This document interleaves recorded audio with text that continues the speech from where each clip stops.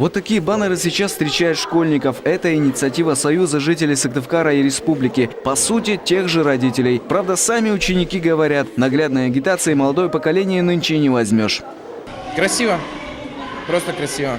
Мало кому это что внушит, я думаю. Думаю, практически ничего. Просто мы зашли в школу, красиво смотрится. А так ничего особенного, я думаю. Впрочем, организаторы уверены, в борьбе за здоровый образ жизни мелочей нет. Если из 10 школьников хотя бы один бросит курить, это отличный результат. С этим мнением согласны и учителя.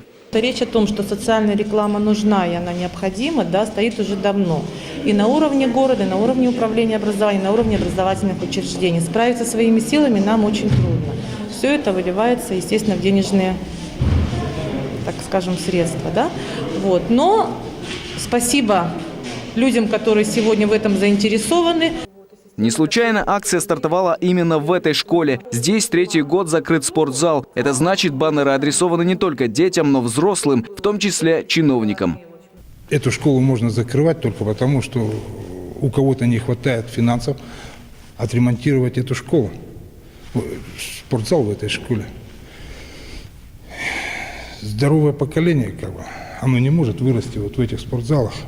И если никакой работы не будет производиться, то и результат он останется точно таким же, как этот спортзал. И все останется только на словах.